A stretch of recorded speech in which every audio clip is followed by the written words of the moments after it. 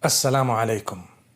In order to prepare for Eid, we must make sure that we have already calculated how we're going to give our zakatul fitr, also known as sadaqatul fitr, and some people call it a fitrah.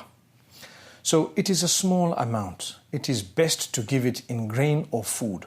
So sometimes you could give the money to someone who is going to do that for you. The ideal time is on the day of Eid before you actually go into Salat al-Eid.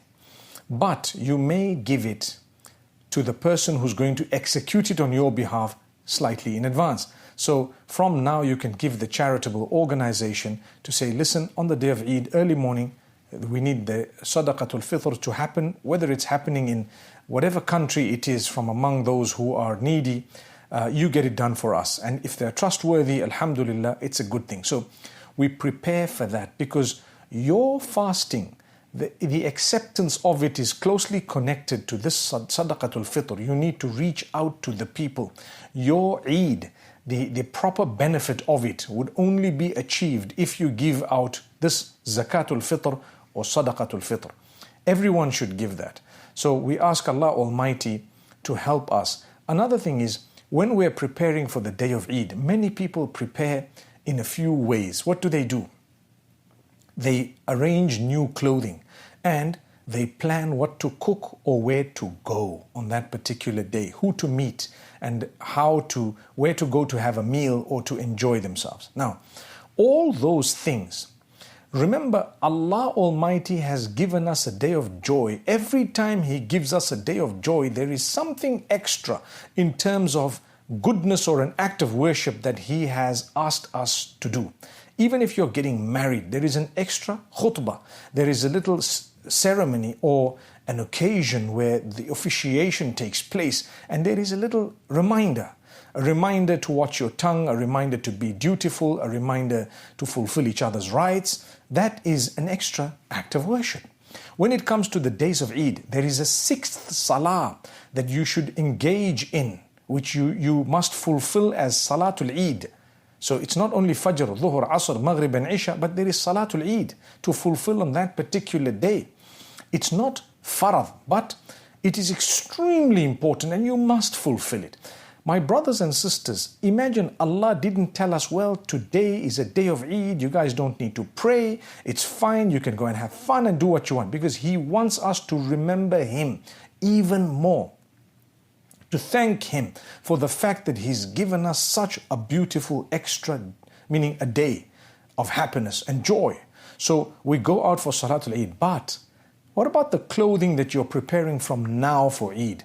How is the cut? How is the fit? How is the look?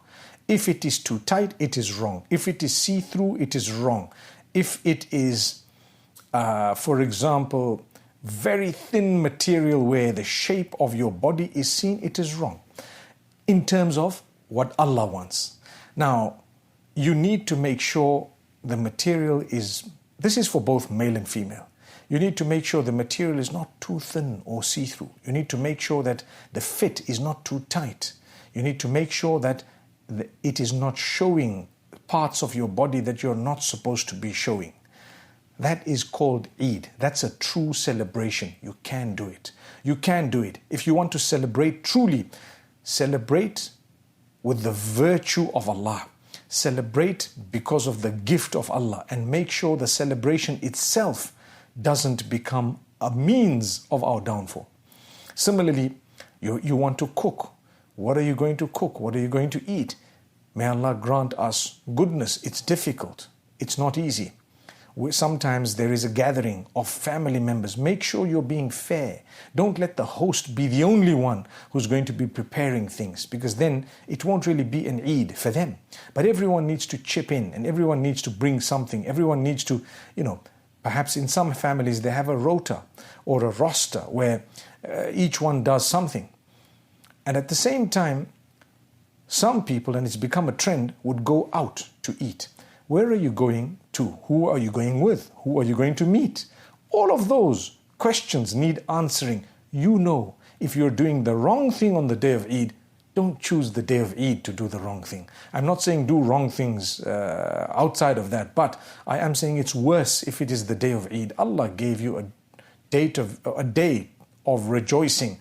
Don't allow shaitan to rejoice on that particular day. So keep your meetings clean, keep your everything else clean and neat, your food, whatever else it may be, your clothing, and everything in the pleasure of Allah on the day of Eid. From now, when we're preparing what to buy, what to eat, all of that should be well within what Allah Almighty has ordained. This was just a reminder to yourselves and myself to say, my brothers, my sisters, be conscious of this favor of Allah upon us and ensure that while preparing for it, we reach out to the poor with charities, and at the same time, we make sure we don't spoil our happy day and make it the day of happiness for shaitan alone. Because remember, he is also going to be released on that particular day. So he's waiting for everything to go wrong on that same day. May Allah grant us goodness. أقول قولي هذا وصلى الله على نبينا محمد.